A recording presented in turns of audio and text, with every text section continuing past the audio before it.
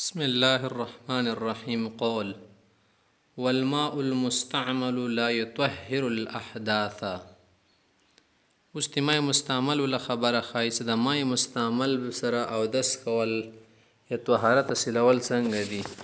دلته چې مای مستعمل اختیلی شي چې تا په طهارت حاصلولو کې استعمال کړي که نه مخکې د کم اودس کړی و هغه سره د استعمال وګرځېدي یوه بېودسي دې ورسره لرې کړه که نه هغه غټې او که وړه وي که نه نو دا اوس مستعمل وګرځي چې استعمال دی کې استخدام دی وکړو استعمالي شی ترې نه جوړ شو که نه نو اوس دوباره که بیا همدغه اوبو سره ته بېودسي لرې کول غواړې غټې او که وړه بېودسي دی چې ورسره نه لرې کېږي نه یې صفه کوي. خلافا لمالک و شافعي رحمهم الله دا دوه امامان په دې مسالې کې اختلاف کوي هغوی چې نه مای مستعمل شي دا صفایي کولی شي هما یقولان هغه وایي ان الطهور ما يطهر غیره مرة بعد اخرى کالقطوع چې د قرآن کې لفظ راغلی د طهور لفظ که نه الله فرمایي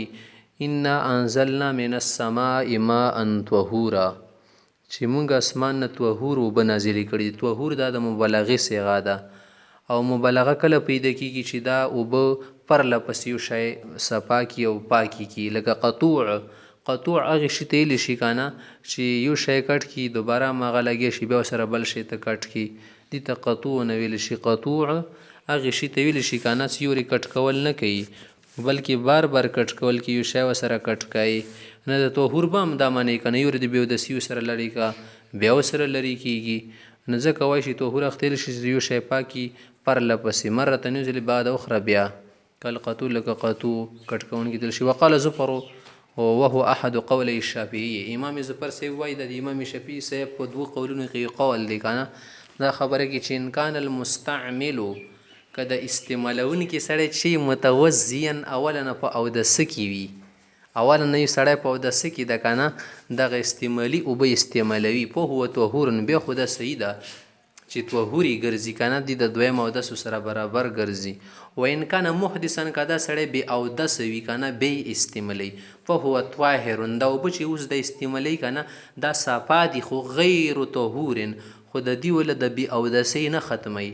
صفا دي څه معنی چې دا ورسره نجسه نه ګرځي.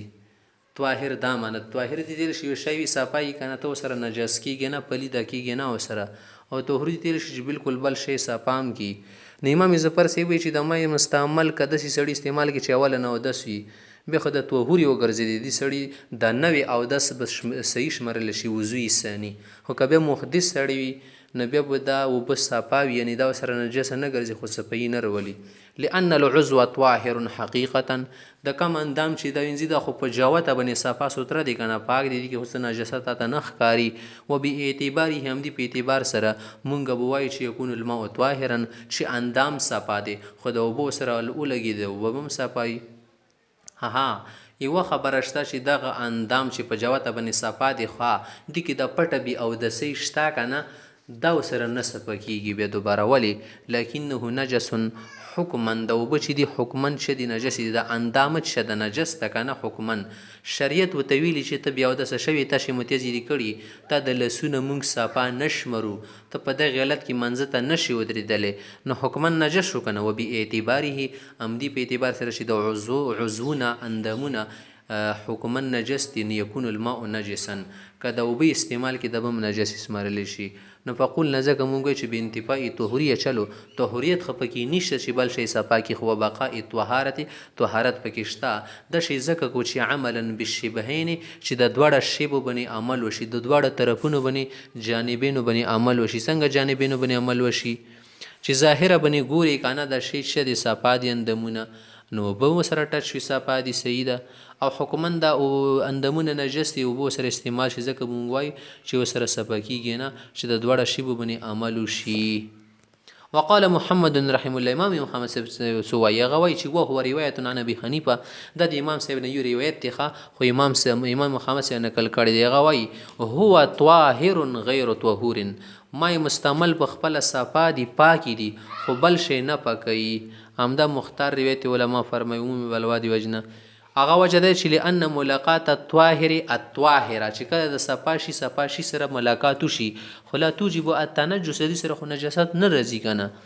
لکه عضو دی پاک دی، اندامونه دی پاک دی په جواته بنې، مای مستعمل هم پاک دی چې شی نه نجس کوي. نو ملاقات د طاهر سره وشو، طاهر شی طاهر سره ټچ شو، صحیح ده.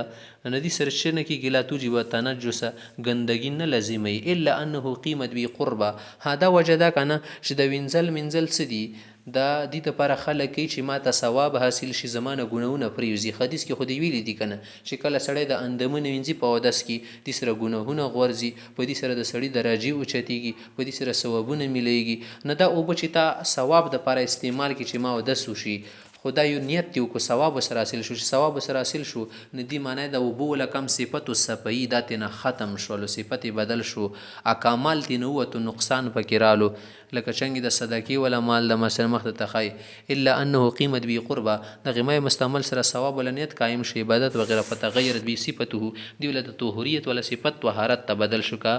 مال صدقه. لکه د صدقې ولا مال د کمالی کامول صدقه دي تنشي د صدقې ولا کامول نقصان کاپ تشبیه د پر د مال صدقه دی. لکه د صدقې ولا مال سی کنه مکه شان دی خبره پکې پیدا وشوله. لکه یو سړی د زکات ولا نیت وکړو شی ادا کوي کنه، صحیح ده نه بس دا اوس مال د په جواته باندې خو صدقات نه جوړ شو زکات کنه د پیغمبر سم کورنۍ خلک نشي خوړل. وقال ابو حنیفه رحم الله و ابو یوسف شیخین حضرات وای هو نجس چې د مای مستعمل پلی دی او بدی نجس دی، څه معنی چې دې سره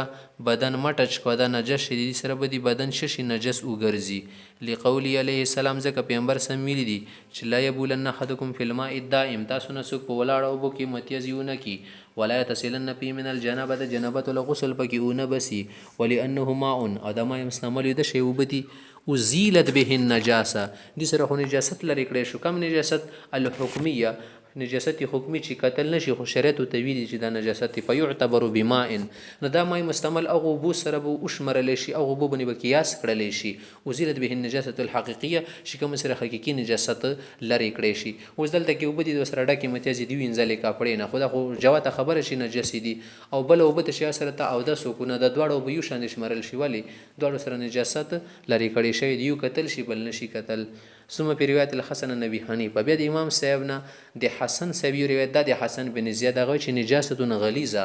د نجاست غلیظه د غټ نجاست اعتبارا بالمستعمل په حقیقت چې د مون کې اسکو په او بو مستعمل بنه چې نجاست حقيقي وسره لري کی. او په روایت ابو یوسف عنه د امام یوسف سره چې د امام ابو حنیفه روایت کړي دغه کې چې نه او قوله نجاست خفيفه د خفي نجاست خفيفه د الک نجاست لمکان الاختلاف هغه د وجه ده چې علماء په کې اختلاف دي کنه او د علماء چې شي کې اختلاف راشي هغه د وجه نه تخفیف پکې راځي یا شی لک کمزور شي.